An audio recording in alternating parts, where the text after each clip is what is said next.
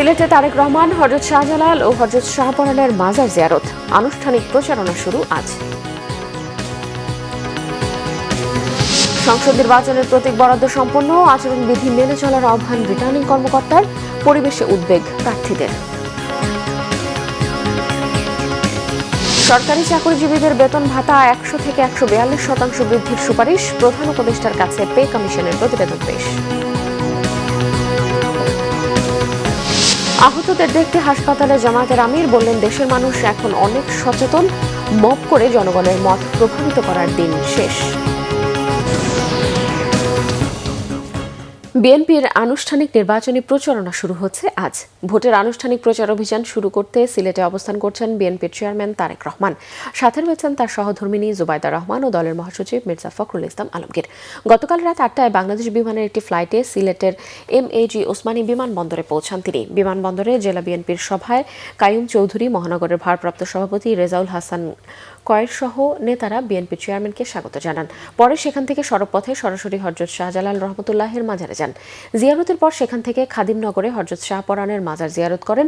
দুই আউলিয়ার মাজার জিয়ারত শেষে সিলেটের দক্ষিণ সুরমা উপজেলার সিলাম ইউনিয়নের বিরাইমপুর গ্রামে শ্বশুর প্রয়াত মাহবুব আলী খানের বাড়িতে যান। আজ সিলেটের আলিয়া মাদ্রাসা ময়দানে প্রথম নির্বাচনী জনসভায় ভাষণ দেবেন বিএনপির চেয়ারম্যান তারেক রহমান।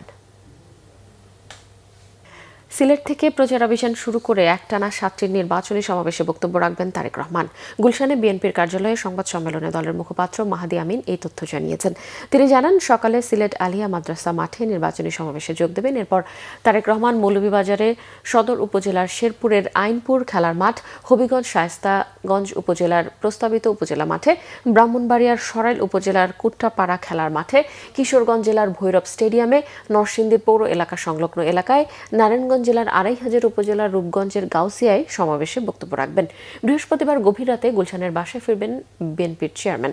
12 ফেব্রুয়ারি নির্বাচন বাংলাদেশের জন্য অত্যন্ত গুরুত্বপূর্ণ বলেও জানান তিনি। এদিকে মাইলস্টোনে বিমান দুর্ঘটনায় আহত ও নিহত পরিবারের পাশে থাকার আশ্বাস বিএনপি চেয়ারম্যানের। জানান, আহতদের উন্নত চিকিৎসায় অন্তর্বর্তী সরকারের সাথে যোগাযোগ করবেন তিনি। নির্বাচন পরবর্তী সময়ে বিএনপি ক্ষমতায় এলে ক্ষতিগ্রস্তদের দাবি দেওয়া পূরণে কাজ করারও অঙ্গীকার করেন তারেক রহমান। এছাড়াও গণমাধ্যম কর্মীদের সাথে সাক্ষাতে তিনি গণমাধ্যমের স্বাধীনতা রক্ষায় সর্বাত্মক সহায়তারও আশ্বাস দিয়েছেন। নাবিল জাহাঙ্গীরের রিপোর্ট। স্বদেশ প্রত্যাবর্তনের পর থেকে নিয়মিত গুলশানে অফিস করছেন বিএনপির চেয়ারম্যান তারেক রহমান। বুধবার সকাল থেকেই কার্যালয়ের সামনে ব্যানার ফেস্টুন হাতে তার সাথে সাক্ষাতের প্রত্যাশায় মাইলস্টোন বিমান দুর্ঘটনায় আহত ও নিহতদের স্বজনরা। দুপুর 12টার পর কার্যালয়ে আসেন বিএনপির চেয়ারম্যান। গাড়ি থেকে নেমে সরাসরি কথা বলতে চলে যান অপেক্ষমান মাইলস্টোন দুর্ঘটনায় ক্ষতিগ্রস্ত পরিবারের সাথে। এ সময় মনোযোগ দিয়ে তাদের দাবি দেওয়া শুনেন এবং ক্ষতিগ্রস্তদের পাশে থাকার আশ্বাস দেন তারেক রহমান। আমি চেষ্টা করব যত দ্রুত সম্ভব আপনাদের সাথে যোগাযোগ করে আপনাদের সাথে কথা বলে, যেটা আপনি বললেন বিদ্যুতের সাথে কথা বলে আমাদের অবস্থান থেকে আমরা যতটুকু করতে পারি আমরা চেষ্টা করব গভর্নমেন্টের সাথে বিষয়টি নিয়ে আলাপ করার জন্য। আর নির্বাচনের পরে যদি আল্লাহর রহমত হয় আমরা আমাদের করে চেষ্টা করব। কি করতে পারবো কতটুকু পারবো জানি না, তবে আমরা চেষ্টা করবো আমাদের অবস্থা থেকে যতটুকু করা সম্ভব। তারেক রহমানের সাথে কথা বলে আশ্বস্ত দুর্ঘটনায় ক্ষতিগ্রস্ত পরিবারের স্বজনরা। জানালেন, সরকার থেকে কাঙ্ক্ষিত সহায়তা পাননি তারা। আমার ছেলে ঘটনার ওই দিনই 3টা বাজে শহীদ হয়। আমাকে 3টা হাসপাতালে দৌড়াতে হচ্ছে।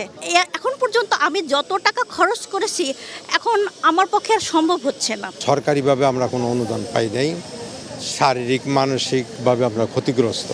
বিভিন্ন আত্মীয় স্বজনের থেকে দানাফেনা করে, বিভিন্ন সমিতির থেকে দানাফেনা করে, ছেলে তো বাসে লেখাপড়া করাইছি, বহু টাকা আমরা ঋণ হয়েছি, 5-7 লাখ টাকা ঋণ হয়েছি। পরে দুপুরে ঢাকা রিপোর্টার্স ইউনিটির নবনির্বাচিত কমিটির সদস্যরা সাক্ষাৎ করেন তারেক রহমানের সাথে। দীর্ঘ সময় উনি এ কথাই বলেছেন, দেশ এবং মানুষের কথা, মানুষ কিভাবে ভালো থাকবে এবং দেশ কিভাবে ভালো থাকবে। দায়িত্বশীল সরকার, একটি জবাবদিহিমূলক রাষ্ট্র সরকার গঠনের জন্য একটা দায়িত্বশীল স্বাধীন গণমাধ্যম অত্যন্ত জরুরি। এর পক্ষে বিএনপি আগেও কথা বলেছে, এখনও এর পক্ষে আছে। এ সময় গণমাধ্যম বিরোধী আইন পরিবর্তনের আশ্বাস দেন তারেক রহমান। নাবিল জাহাঙ্গীর, বাংলা ভিশন, ঢাকা। প্রতীক বরাদ্দ হল ত্রয়োদশ জাতীয় সংসদ নির্বাচনের। ঢাকার বিভাগীয় কমিশনার কার্যালয়ে ঢাকা মহানগরীর ১৩টি আসনের প্রার্থীদের প্রতীক বরাদ্দ দেওয়া হয়। আজ থেকে শুরু হচ্ছে আনুষ্ঠানিক প্রচারণা। প্রার্থীদের নির্বাচনী আচরণবিধি মেনে প্রচারণা চালানোর আহ্বান জানিয়েছেন রিটার্নিং কর্মকর্তা ও ঢাকা বিভাগীয় কমিশনার শরীফুদ্দীন চৌধুরী। আরও জানাচ্ছেন সৈকত সাদিক। ঢাকা ১৭ আসনে ধানের শীষের পক্ষে নির্বাচনে অংশ নিচ্ছেন বিএনপির চেয়ারম্যান তারেক রহমান। বুধবার রাজধানীর সেগুনবাগিচায় ঢাকার বিভাগীয় কমিশনার ও রিটার্নিং কর্মকর্তা শরফুদ্দীন আহমেদ চৌধুরীর হাত থেকে প্রতীক বুঝে নেন বিএনপির শীর্ষ নেতার প্রতিনিধি যুবদল নেতা মনিরুল ইসলাম। বিএনপি মনোনীত ধানের শীষ প্রতীকের প্রার্থী বিএনপি চেয়ারপারসন জনাব তারেক রহমানের পক্ষে আজকে ধানের শীষের প্রতীক গ্রহণ করার জন্য এসেছি। সকাল ৯টায় শুরু হওয়া প্রতীক বরাদ্দ কার্যক্রমে প্রথমে ঢাকা ৪ আসনের বিএনপি, জামায়াত ইসলামী আন্দোলন সহ ৮ প্রার্থীকে প্রতীক দেওয়া হয়। এরপর পর্যায়ক্রমে ঢাকার আসনগুলোর প্রার্থীদের প্রতীক দেওয়া হয়। ঢাকা ৬ আসনের বিএনপি মনোনীত প্রার্থী ইশরাক হোসেনের পক্ষে তার ভাই মাসুর হোসেন ধানের শীষের প্রতীক বুঝে নেন। মাঠ পর্যায়ে আপনারা যদি খবর নিয়ে দেখেন, নিরপেক্ষভাবে ইঞ্জিনিয়ার ইশরাক হোসেনের কোনো বিকল্প আমি দেখি না। ঢাকা ৬ আসনে সে অত্যন্ত জনপ্রিয় একজন ব্যক্তি, সে সমাজ কল্যাণের কাজ করে গিয়েছেন। এলাকার মানুষের সাথে সবসময় আমাদের একটা গভীর সম্পর্ক ছিল এবং এই দীর্ঘ আন্দোলন সংগ্রাম করতে গিয়ে আমাদের এলাকার জনপদ থেকে বারবার অ্যারেস্ট হয়েছে এবং এলাকার মানুষ পাশে দাঁড়িয়েছে। এলাকার মানুষের কাছে স্বতঃস্ফূর্ত ভালোবাসা সমর্থন পাচ্ছি। লেভেল প্লেইং ফিল্ড আছে এবং এটাকে আরো জোরালো করবার জন্য নির্বাচন কমিশন এবং অন্তর্বর্তীকালীন সরকারের দায়িত্ব রয়েছে। প্রতীক নিতে আসেন এনসিপির প্রার্থী নাসির উদ্দিন পাটোয়ারি। এনসিপির আহ্বায়ক নাহিদ ইসলামের পক্ষে তার প্রতিনিধি শাপলাকুলি প্রতীক নেন। এনসিপি ও জামায়াতের প্রার্থীরা নির্বাচনের লেভেল প্লেইং ফিল্ড নিয়ে প্রশ্ন তোলেন। জনাব তারেক রহমান গতকাল সেখানে গিয়ে বলেছেন, প্রতিশ্রুতি দিয়েছেন যে ফ্ল্যাট নির্মাণ করে দিবেন। এটা নির্বাচনী যে আইন রয়েছে এবং নির্বাচনী যে বিধান রয়েছে সেটা সরাসরি লঙ্ঘন। আমরা দেখতে পাচ্ছি জনাব নাহিদ ইসলামকে শোকজ দেওয়া হয়, কিন্তু তারেক রহমান গতকাল যখন সরাসরি এই ধরনের প্রতিশ্রুতি দিয়ে বেড়াচ্ছেন, আমরা মনে করি নির্বাচন কমিশন এখানে নিশ্চুপ থেকেছেন এবং প্রশাসন একদিকে হেলে যাচ্ছেন। যেভাবে ভূমিকা পালন করা দরকার সেটা আমরা দেখছি না। যেমন অবৈধ অস্ত্র উদ্ধার, পেশি শক্তির যারা আছে তাদেরকে আইনের আওতায় নিয়ে আসা, লেভেল প্লেইং ফিল্ড সেটা নিশ্চিত করা। স্বতন্ত্র প্রার্থী ডাক্তার তাসনিম যারা ফুটবল প্রতীক পেয়েছেন। বিএনপির সমর্থিত প্রার্থী সানজিদা ইসলাম তুলি কমরেড সাইফুল হকও রিটার্নিং কর্মকর্তার হাত থেকে প্রতীক নেন। এটা অবাধ, নিরপেক্ষ, বিশ্বাসযোগ্য, প্রতিদ্বন্দ্বিতাপূর্ণ পরিবেশে আগামী 12ই ফেব্রুয়ারি দেশের 12,76,00,000 উপরে ভোটারেরা তাদের ভোটের অধিকার তারা প্রয়োগ করবেন। আমার ঢাকা 14 আসনে এখনো পর্যন্ত সুন্দর প্রতিযোগিতা চলছে। আমরা এখন কিন্তু রাজনৈতিক প্রেক্ষাপটে মাঠে প্রতিহিংসার বাইরে যে রাজনীতি, সেই রাজনীতির চর্চাই করে যাচ্ছি। আমি নির্বাচনে ফুটবল মার্কাতে প্রতিদ্বন্দ্বিতা করছি আগামী জাতীয় সংসদ নির্বাচনে। আগামীকাল থেকে নির্বাচনী প্রচারণার ক্যাম্পেইন আমরা শুরু করব। প্রতীক নিতে আসা প্রার্থীদের আচরণবিধি মেনে চলার নির্দেশ দেন রিটার্নিং কর্মকর্তা। বেশিরভাগ প্রার্থী যেটা কনসার্ন ফিল করেছেন, তারা আইন শৃঙ্খলা পরিস্থিতিটা যাতে স্বাভাবিক থাকে, তারা যাতে নির্ভয়ে নির্বিঘ্নে তাদের প্রচারণা চালাতে পারে, সেটি তারা আমাদের দৃষ্টি আকর্ষণ করেছেন। আমরা তাদেরকে আশ্বস্ত করেছি। এদিকে জামায়াতের আমির ডাক্তার শফিকুর রহমান সহ ঢাকা 13 ও ঢাকা 15 আসনের প্রার্থী ও তাদের পক্ষে প্রতিনিধিরা নির্বাচন কমিশনের ইটিআই ভবন থেকে প্রতীক নিয়েছেন। আইনের প্রতি শ্রদ্ধা রেখে প্রার্থীদের প্রচারণা চালানোর পরামর্শ দিয়েছেন রিটার্নিং কর্মকর্তা। সৈকত সাদিক, বাংলা ভিশন, ঢাকা। এদিকে সারা দেশে প্রতীক বরাদ্দ দেয়া হলেও আসন্ন সংসদ নির্বাচনের প্রার্থীদের আজ থেকেই আনুষ্ঠানিক প্রচারণা শুরু হচ্ছে। বিস্তারিত ডেস্ক রিপোর্টে। চট্টগ্রামে 16টি সংসদীয় আসনে চূড়ান্তভাবে মনোনীত 111 জন প্রার্থীকে সকাল থেকে 3 রিটার্নিং অফিসার, চট্টগ্রামের বিভাগীয় কমিশনার ডক্টর মোহাম্মদ জিয়াউদ্দিন, জেলা প্রশাসক মোহাম্মদ জাহিদুল ইসলামিয়া এবং চট্টগ্রামের আঞ্চলিক নির্বাচন কর্মকর্তা মোহাম্মদ বেলায়েত হোসেন চৌধুরী তাদের কার্যালয়ে প্রতীক বরাদ্দ দেন। বগুড়া 6 সদর আসন থেকে প্রথমবারের মতো নির্বাচন করছেন বিএনপি চেয়ারম্যান তারেক রহমান। বগুড়া জেলা প্রশাসকের কার্যালয়ে জেলা রিটার্নিং কর্মকর্তা তৌফিকুর রহমান জেলার 7টি সংসদীয় আসনের মোট 34 প্রার্থীর মধ্যে প্রতীক বরাদ্দ দেন। তারেক রহমানের পক্ষে প্রতীক গ্রহণ করেন জেলা বিএনপির সভাপতি রেজাউল করিম বাদশা। আর নিজ দলের প্রতীক নিয়ে বগুড়া 2 থেকে নির্বাচন করছেন নাগরিক ঐক্যের সভাপতি মাহমুদুর রহমান মান্না। রাজশাহীর 6টি আসনের 29 জন বৈধ প্রার্থীর মধ্যে প্রতীক বরাদ্দ দেওয়া হয়। জেলা প্রশাসনের সম্মেলন কক্ষে প্রতীক বরাদ্দ দেন জেলা রিটার্নিং কর্মকর্তা আফিয়া আক্তার।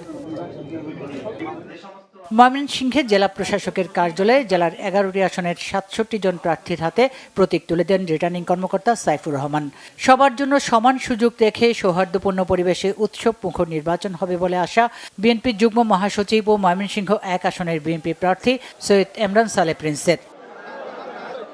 নরসিংদীতে জেলা প্রশাসকের সম্মেলন কক্ষে প্রার্থীদের মাঝে প্রতীক বরাদ্দ করেন রিটার্নিং কর্মকর্তা ও জেলা প্রশাসক মোহাম্মদ আনোয়ার হোসেন। নরসিংদীর 5টি আসনে মোট 40 জন প্রার্থী প্রতিদ্বন্দ্বিতা করছেন। মুন্সিগঞ্জে সংসদীয় 3টি আসনে বিভিন্ন রাজনৈতিক দল ও স্বতন্ত্র 19 প্রার্থীর মাঝে প্রতীক বরাদ্দ দিয়েছেন জেলা রিটার্নিং কর্মকর্তা সৈয়দা নূরমহল আশরাফি। রংপুরের 6টি আসনে 45 প্রার্থীকে প্রতীক বরাদ্দ দিয়েছেন জেলা রিটার্নিং কর্মকর্তা এনামুল আহসান। জেলা প্রশাসক সম্মেলন কক্ষে প্রার্থী ও তাদের প্রতিনিধিদের কাছে প্রতীক বরাদ্দপত্র হস্তান্তর করা হয়। বরিশালীয় উৎসব মুখর পরিবেশে বরিশাল সংসদীয় 6 আসনে প্রার্থীদের মাঝে প্রতীক বরাদ্দ দেওয়া হয়। এ সময় প্রার্থী ও তাদের সমর্থকরা উপস্থিত ছিলেন। খাগড়াছড়িতে বৈধ 11 প্রার্থীকে জেলা প্রশাসনের সম্মেলন কক্ষে প্রতীক বরাদ্দ দেন জেলা প্রশাসক ও রিটার্নিং কর্মকর্তা মোহাম্মদ আনোয়ার সাদাত। জামালপুরে জেলা প্রশাসকের সম্মেলন কক্ষে 5টি সংসদীয় আসনের 31 প্রার্থীর মধ্যে প্রতীক বিতরণ করেন জেলা রিটার্নিং কর্মকর্তা মোহাম্মদ ইউসুফ আলী। এ সময় প্রার্থীর সমর্থক ও প্রশাসনিক কর্মকর্তা সহ সাংবাদিকরা উপস্থিত ছিলেন। ঝিনাইদহে জেলা প্রশাসকের সম্মেলন কক্ষে আনুষ্ঠানিকভাবে জেলা 4টি সংসদীয় আসনে মোট 21 প্রার্থীর হাতে প্রতীক তুলে দেওয়া হয়। ত্রয়োদশ জাতীয় সংসদ নির্বাচন উপলক্ষে সিলেটের 6টি আসনের প্রার্থীদের মধ্যে প্রতীক বরাদ্দ দেওয়া হয়। দুপুরে সিলেট জেলা প্রশাসক ও রিটার্নিং কর্মকর্তা মোহাম্মদ সারোয়ার আলম আনুষ্ঠানিকভাবে এসব প্রতীক বরাদ্দ দেন। চাঁপাইনবাবগঞ্জের 3টি সংসদীয় আসনে 16 প্রার্থীর প্রতীক ঘোষণা করেন জেলা প্রশাসক ও রিটার্নিং কর্মকর্তা মোহাম্মদ সাদাত হোসেন মাসুদ। জেলা প্রশাসকের কার্যালয়ে প্রার্থী ও তাদের কর্মী সমর্থকদের উপস্থিতিতে তিনি প্রতীক তুলে দেন। এদিকে ব্রাহ্মণবাড়িয়ার 6টি সংসদীয় আসনের 48 প্রার্থীর মাঝে প্রতীক বরাদ্দ দেওয়া হয়। ব্রাহ্মণবাড়িয়া 2 আসনের আলোচিত স্বতন্ত্র প্রার্থী ব্যারিস্টার রুমিন ফারহানাকে তার কাঙ্ক্ষিত হাঁস প্রতীক দেওয়া হয়। Bangla vision news desk. কোনো রাজনৈতিক দলের শীর্ষ নেতাদের বক্তব্যে নির্বাচনের লেভেল প্লেইং ফিল্ড নষ্ট হচ্ছে বলে অভিযোগ করেছে বাংলাদেশ খেলাফতে মজলিস। এটিকে আচরণবিধি লঙ্ঘন উল্লেখ করে নির্বাচন কমিশনের আনুষ্ঠানিক অভিযোগও দেওয়া হয়েছে বলে জানিয়েছেন দলটির সিনিয়র নায়েবে আমির মাওলানা ইউসুফ আশরাফ। বুধবার বিকেলে প্রধান নির্বাচন কমিশনারের সঙ্গে সাক্ষাৎ শেষে সাংবাদিকদের তিনি এ তথ্য জানান। মাওলানা ইউসুফ আশরাফ জানিয়েছেন, আসন্ন নির্বাচন কিভাবে সুষ্ঠু নিরপেক্ষ লেভেল প্লেইং ফিল্ড নিশ্চিত করা যায় সে বিষয়ে নির্বাচন কমিশনের সঙ্গে আলোচনা হয়েছে এবং একাধিক অভিযোগও তুলে ধরা হয়েছে। আলাপ হয়েছে ভোট কেন্দ্রের নিরাপত্তা নিশ্চিত করা, কারচুপি বা কেন্দ্র দখল রোধের বিষয়েও। সরকারি চাকরিজীবীদের বেতন ভাতা 100 থেকে 142% বৃদ্ধির সুপারিশ করেছে বেতন কমিশন। সর্বনিম্ন অর্থাৎ 20তম ধাপে মূল বেতন 20,000 টাকা আর সর্বোচ্চ অর্থাৎ প্রথম ধাপে নির্ধারিত 1,60,000 টাকার সুপারিশ করা হয়েছে। সাবেক অর্থ সচিব জাকির আহমেদ খানের নেতৃত্বাধীন 23 সদস্যের পে স্কেল কমিশন প্রধান উপদেষ্টা ডক্টর মোহাম্মদ ইউনূসের কাছে কমিশনের প্রতিবেদন জমা দেয়। এ সময় অর্থ উপদেষ্টা সালেউদ্দিন আহমেদ, প্রধান উপদেষ্টার বিশেষ সহকারী আনিসুজ্জামান চৌধুরী, অর্থ সচিব খায়রুজ্জামান মজুমদার সহ কমিশনের সকল পূর্ণকালীন ও খণ্ডকালীন সদস্যরা উপস্থিত ছিলেন। সুপারিশ পর্যালোচনা করে সরকার পরে প্রজ্ঞাপন জারি করবে। কমিশন প্রধান জাকির আহমেদ খান জানিয়েছেন, প্রস্তাবগুলো বাস্তবায়ন করতে হলে 1,06,000 কোটি টাকার প্রয়োজন হবে। বর্তমানে 14 লাখ সরকারি কর্মচারী এবং 9 লাখ পেনশনভোগীর জন্য সরকারের ব্যয় হচ্ছে 1,31,000 কোটি টাকা। প্রধান উপদেষ্টা ডক্টর মোহাম্মদ ইউনূস বলেছেন, এই মুহূর্তে যে পরিস্থিতি বিরাজ করছে এবং যে প্রস্তুতি রয়েছে তাতে একটি সুন্দর নির্বাচন সম্ভব। নির্বাচনকে সামনে রেখে সার্বিক আইন শৃঙ্খলা পরিস্থিতি নিয়ে একটি উচ্চ পর্যায়ের সভায় প্রধান উপদেষ্টা বলেন, নির্বাচনের দিন যে কোনো কিছুরই অভাব বোধ না হয় সে বিষয়ে সর্বোচ্চ মনোযোগী হতে হবে। বিস্তারিত জানাচ্ছেন রোকনুজ্জামান। আসন্ন একাদশ জাতীয় সংসদ নির্বাচন এবং জুলাই জাতীয় সনদ বাস্তবায়নের উপর আয়োজিত গণভোটকে সামনে রেখে সার্বিক আইন শৃঙ্খলা পরিস্থিতি নিয়ে বুধবার প্রধান উপদেষ্টার কার্যালয়ে একটি উচ্চ পর্যায়ের বৈঠক অনুষ্ঠিত হয়। সভায় নির্বাচনের নিরাপত্তা পরিস্থিতি নিয়ে বিস্তারিত আলোচনা হয়। এবার নির্বাচনে আইন শৃঙ্খলা বাহিনীর প্রায় 9 লাখ সদস্য মোতায়েন থাকবে। এর মধ্যে পুলিশ সদস্য 1.5 লাখ, সশস্ত্র বাহিনীর প্রায় 16 লাখের বেশি এবং র্যাব, বিজিবি, আনসার, গ্রাম প্রতিরক্ষা সহ অন্যান্য বাহিনী মিলিয়ে প্রায় 6 লাখের বেশি সদস্য মোতায়েন থাকবে। প্রতিটি কেন্দ্রে 15 জন এবং ঝুঁকিপূর্ণ কেন্দ্রে 18 থেকে 19 জন আইন শৃঙ্খলা বাহিনীর সদস্য মোতায়েন থাকবেন। এছাড়া ভোট কেন্দ্রে সিসি ক্যামেরার পাশাপাশি 25,000 পুলিশের গায়ে বডি অন ক্যামেরা থাকবে। বুধবার নির্বাচনের নিরাপত্তা নিয়ে অবহিত হওয়ার পাশাপাশি প্রযুক্তিগত বিষয়গুলোও সভাস্থল থেকেই সরেজমিন পরীক্ষা করেন প্রধান উপদেষ্টা। পরে রাজধানীর ফরেন সার্ভিস একাডেমিতে বৈঠক নিয়ে ব্রিফিং করেন প্রধান উপদেষ্টার প্রেস সচিব শফিকুল আলম। জানান, প্রধান উপদেষ্টা একটি সম্পূর্ণ ত্রুটিমুক্ত নির্বাচন অনুষ্ঠানের কথা বলেছেন।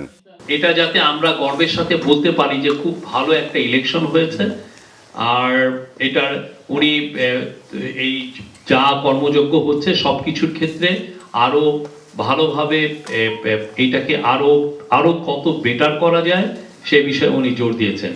জুলাই আগস্টে পুলিশ স্টেশন থেকে লুট হয়ে যাওয়া অস্ত্র ও গোলাবারুদের অর্ধেকের বেশি উদ্ধার হয়েছে বলেও জানান প্রেস সচিব। এবার ভোট গণনায় দেরি হতে পারে জানিয়ে এ নিয়ে পূর্বেই জনগণকে গুজব থেকে সতর্ক থাকার আহ্বানও জানান শফিকুল আলম। মিটিংয়ে বলা হয়েছে যে এই বছর আপনি জানেন তো ভোট গণনা একটু দেরি হতে পারে। এটা ভোট গণনার জন্য এটা অনেক সময় হয় যে ভোট গণনা দেরি হলে অনেক ধরনের রিউমার তৈরি হয়।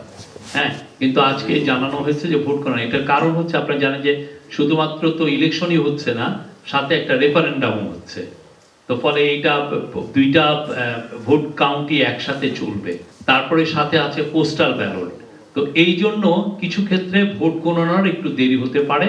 সেই বিষয়টা আপনারা অবশ্যই আমরা আশা করব যে আপনারা দেশবাসীকে জানাবেন, এই বিষয়কে সবাইকে আগে থেকেই প্রস্তুত রাখা যে না, এটা দেরি হতে পারে। ইসির নির্দেশনা মেনে সবাইকে একযোগে কাজ করার প্রধান উপদেষ্টার নির্দেশনার কথাও জানান প্রেস সচিব। রকুনুজ্জামান, বাংলাভিশন, ঢাকা। দেশের মানুষ এখন অনেক সচেতন। মব করে জনগণের মত প্রভাবিত করার দিন শেষ বলে মন্তব্য করেছেন জামায়াতে ইসলামের আমির ডক্টর শফিকুর রহমান। মিরপুরে বিএনপি জামায়াত নেতাকর্মীদের মধ্যে সংঘর্ষের ঘটনায় আহতদের শারীরিক অবস্থার খোঁজ খবর নিতে বুধবার রাজধানীর কল্যাণপুরের ইবনে সিনা হাসপাতালে যান তিনি। এরপর ডক্টর শফিকুর রহমান সাংবাদিকদের বলেন, সবাই জনগণের কাছে নিজেদের অঙ্গীকার ও কার্যক্রম নিয়ে যাবে। জনগণ তাদের অতীত বর্তমান চিন্তা করে ভবিষ্যৎ সিদ্ধান্ত নেবে। জানান, জামায়াতের অঙ্গীকার একেবারেই স্পষ্ট। তার দল ন্যায়, ইনসাফ ও দুর্নীতিমুক্ত শাসন চায়। 300 আসনে প্রার্থীদের অনুরোধ করেন মানুষকে যেন স্বাধীনভাবে তাদের সিদ্ধান্ত নিতে দেয়া হয়। নির্বাচন কমিশনকে উদ্দেশ্য করে তিনি বলেন, ইসি যে অঙ্গীকার করেছে তা বাস্তবায়ন করতে হলে যথাযথভাবে দায়িত্ব পালন করতে হবে। সবার জন্য সমতল মাঠ নিশ্চিতেরও আহ্বান জানান জামাতের আমির। নির্বাচনকে সামনে রেখে বড় রাজনৈতিক জোটগুলো অবাস্তব ও আজগুবি উন্নয়নের স্বপ্ন দেখাচ্ছে বলেছেন অর্থনৈতিক বিশ্লেষকরা। তারা বলছেন, শেখ হাসিনার রেখে যাওয়া পুঞ্জীভূত বিদেশি ঋণ দেশের জন্য বড় বোঝা। জিয়াউল হক সবুজের রিপোর্ট। চলতি অর্থ বছরের শেষ নাগাদ বাংলাদেশে দেশি বিদেশি ঋণ দাঁড়াবে 24 লাখ কোটি টাকা। এর মধ্যে বিদেশি ঋণের অংশই ছাড়িয়েছে 10 লাখ কোটি। এই ঋণ পরিশোধে সরকারের আয়ের 4 টাকার অন্তত 1 টাকা গুনতে হচ্ছে ঋণ পরিশোধে। ভয়েস ফর রিফর্ম ও ব্রেইনের এই আলোচনায় বিশ্লেষকরা বলেন, শেখ হাসিনার সরকারের সময় ইচ্ছামাফিক ব্যয় চাপিয়ে দেয় শেষ 4 বছরে বিদেশি ঋণ বেড়েছে 250%। অন্তর্বর্তী সরকারের সময়ে অর্থনীতি আইসিইউ থেকে বের করে কেবিনে আনা সম্ভব হলেও সংকট কাটেনি। এটা জেনেও সম্পূর্ণ অবাস্তব স্বপ্ন দেখাচ্ছে বিভিন্ন রাজনৈতিক জোট। একটা প্রধান জোট আর কি তাদের কিছু ইকোনমিক পরিকল্পনা প্রকাশ করেছে। এর মধ্যে অনেক অবাস্তব কথা তো আছে, অনেক আজগুবি কথাবার্তা আছে। পলিটিশিয়ানরা যদি এত বেশি ইকোনমি সম্পর্কে বা নাম্বার সম্পর্কে মানে ঠিকমতো জ্ঞাতসারী না হন, তাহলে তো তার ব্যুরোক্র্যাটদের হাতে ক্যাপচার তো হবে না। এক্সটার্নাল ইন্টারেস্ট পেমেন্ট ইনক্রিজ করেছে 23% এক বছরে, but that's not all, it's pretty bad 23% এক বছরে হলে। কিন্তু if you compare it over time, fiscal year 2021-এর তুলনায় ফিসক্যাল 25-এ 246% ইনক্রিজ করেছে। So that is absolutely horrifying, and this is not all. এটা সামনের দিনটায় আর একটু বাড়তে যাচ্ছে, কারণ আমাদের ডেট অ্যাকিউমুলেট করে গেছে, পুঞ্জীভূত হয়ে গেছে। পরবর্তী নির্বাচিত সরকারকে বাজেটের শৃঙ্খলা নিশ্চিত করা এবং অপচয় দুর্নীতি বন্ধে কার্যকর পদক্ষেপ নেওয়ার তাগিদ দেন আলোচকরা। যারা এই ধরনের কাজ করেন তারা আসলে উল্লেখ করেন না যে বিনিয়োগটা কিভাবে বাড়বে, বিদেশি বিনিয়োগটা কিভাবে হবে, আপনার হচ্ছে যে আপনার ভোগটা বাড়বে কিভাবে, এত মানুষ দরিদ্র সীমার নিচে যাচ্ছে তাকে আপনি কিভাবে নিয়ে আসবেন। আপনি বিদেশে যদি যান, senior citizens everything is free, medical থেকে নিয়ে এভরিথিং ইজ ফ্রি, ওখানে GP system everything is free. What am I getting for paying my taxes? এই জন্য ইনভেশন কালচারটা বেশি। আমি যদি আজকে বুঝতে পারতাম যে ট্যাক্স দিয়ে কিছু বেনিফিট পাবো, অনেককে স্বপ্রণোদিত হয়ে ট্যাক্সটা দিত। রাজস্ব বাড়াতে সরকারকে নতুন করদাতা খোঁজার তাগিদ দেন আলোচকরা। সেই সাথে বড় শিল্প গোষ্ঠীর স্বার্থে এনবিআরকে যখন তখন এসআরও জারি না করার পরামর্শ দেন তারা। অলিক অবাস্তব কথা বলে কোনো লাভ নেই, আমাদেরকে দেখতে হবে হচ্ছে যে বাস্তবসম্মত। জিয়াউল হক সবুজ, বাংলা ভিশন, ঢাকা।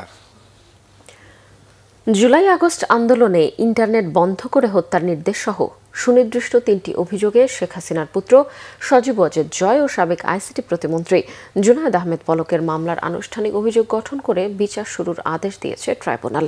বিচারপতি গোলাম মর্তুজা মজুমদারের নেতৃত্বাধীন আন্তর্জাতিক অপরাধ ট্রাইব্যুনাল 1 বুধবার এই আদেশ দেন। এদিকে একই ট্রাইব্যুনালে আওয়ামী শাসনামলে র্যাবের task force for interrogation sell TFI এর গোপন বন্দিশালায় গুম ও নির্যাতনের অভিযোগে শেখ হাসিনা এবং সাবেক ও বর্তমান 12 সেনা কর্মকর্তা সহ 17 জনের বিরুদ্ধে করা মামলার সূচনা বক্তব্য শেষে প্রথম সাক্ষী হিসেবে সাক্ষ্য দিয়েছেন গুমের শিকার ব্যারিস্টার মীর আহমেদ বিন কাশেম। এদিকে ট্রাইব্যুনাল 2 জুলাই আন্দোলনে কুষ্টিয়ায় 6 জনকে হত্যা সহ সুনির্দিষ্ট 8টি অভিযোগে জাসদ সভাপতি হাসানুল হক ইনুর মামলার সাক্ষ্য দেন 10ম সাক্ষী আব্দুল্লাহ আল মামুন। এছাড়াও সকালে আত্মসমর্পণ করতে ট্রাইব্যুনালে যান 71-এর যুদ্ধাপরাধী মামলার মৃত্যুদণ্ডপ্রাপ্ত আসামি আবুল কালাম আজাদ। পরে ট্রাইব্যুনাল 2-এর চেয়ারম্যান অনুপস্থিত থাকায় তিনি ফিরে যান। গত বছর অক্টোবরে তার সাজা 1 বছরের জন্য স্থগিত করে সরকার। ভারত প্রসঙ্গ। বাংলাদেশি উল্লেখ করে ভারত থেকে পুশব্যাকের প্রবণতার মধ্যেই অনুপ্রবেশকারীদের খুঁজে ফেরত পাঠানোর কড়া হুঁশিয়ারি দিয়েছেন ভারতের প্রধানমন্ত্রী নরেন্দ্র মোদী। কটাক্ষ করেছেন বিজেপি ও সরকারের সমালোচকদের উদ্দেশ্যে। বিজেপি নবনির্বাচিত সর্বভারতীয় সভাপতি নিতেন নবীনের দায়িত্ব গ্রহণ উপলক্ষে নয়াদিল্লিতে দলের কেন্দ্রীয় কার্যালয়ে আয়োজিত অনুষ্ঠানে নিজের মতামত তুলে ধরেন প্রধানমন্ত্রী মোদী। অনুপ্রবেশকারীদের জাতীয় নিরাপত্তার জন্য গুরুতর হুমকি হিসেবে উল্লেখ করে তাদের শনাক্ত করে ফেরত পাঠানোর অভিযান জোরদারের ইঙ্গিত দেন। তিনি বলেন, অনুপ্রবেশ করে জনগণের সম্পদের লুটপাট আর সহ্য করা হবে না। তাদের ভোট ব্যাংক হিসেবে ব্যবহারকারীদের মুখোশ উন্মোচনেরও আহ্বান জানান তিনি। বিজেপি আর সরকারের সমালোচক সাংবাদিকদের শহুরে নকশাল বলেও কটাক্ষ করেছেন ভারতের প্রধানমন্ত্রী। তার অভিযোগ, শহুরে নকশালরা বিজেপির প্রশংসাকারীদের হেনস্থা করছে। মোদির দাবি, এদের কারণেই বিজেপির দীর্ঘদিন আলোচনা আর ক্ষমতার বাইরে ছিল। মোদি স্বয়ং দলের সর্বভারতীয় সভাপতি হিসেবে 45 বছর বয়সী নিতিনের নাম প্রস্তাব করেছিলেন। বিজেপির কনিষ্ঠতম সভাপতি নিতিন বিহারের সাবেক মন্ত্রী ও 5 বারের বিধায়ক। টি-20 বিশ্বকাপে বাংলাদেশকে ভারতে গিয়েই খেলতে হবে। বিশ্বকাপের ভেন্যু পরিবর্তন ইস্যুতে আইসিসির বোর্ড সভায় আজ এই সিদ্ধান্ত হয়েছে। নিরাপত্তা ইস্যুতে বাংলাদেশ শেষ পর্যন্ত ভারতে গিয়ে না খেললে বিকল্প দল নিতে পারবে আইসিসি।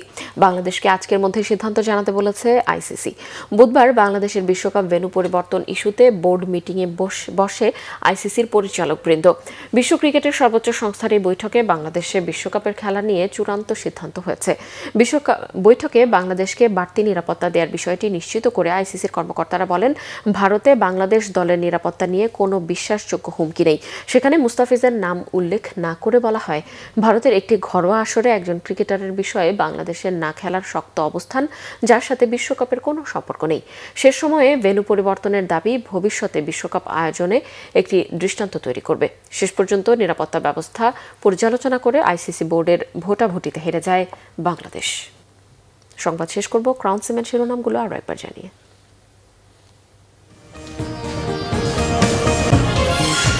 সিলেটে তারেক রহমান, হযরত শাহজালাল ও হযরত শাহপরানের মাজার জিয়ারত। আনুষ্ঠানিক প্রচারণা শুরু আজ। সংসদ নির্বাচনের প্রতীক বরাদ্দ সম্পন্ন, আচরণবিধি মেনে চলার আহ্বান রিটার্নিং কর্মকর্তার। পরিবেশে উদ্বেগ প্রার্থীদের। সরকারি চাকরিজীবীদের বেতন ভাতা 100 থেকে 142% বৃদ্ধির সুপারিশ। প্রধান উপদেষ্টার কাছে পে কমিশনের প্রতিবেদন পেশ। আহতদের দেখতে হাসপাতালে জামায়াতের আমির বললেন, দেশের মানুষ এখন অনেক সচেতন। মব করে জনগণের মত প্রভাবিত করার দিন শেষ। এই ছিল এখনকার মতো। পরের সংবাদ সকাল 10টায়, এর আগে সকাল 9টায় রয়েছে নিউজ টপ 10 দেখার আমন্ত্রণ রইল। এছাড়াও বাংলাদেশের সংবাদ ও সংবাদ সংশ্লিষ্ট অনুষ্ঠান দেখতে ভিজিট করুন www.bbnews24.com ও facebook.com/bangladeshinews এবং সাবস্ক্রাইব করুন youtube.com/bangladeshinews। এখন সঙ্গে থাকার ধন্যবাদ সবাই।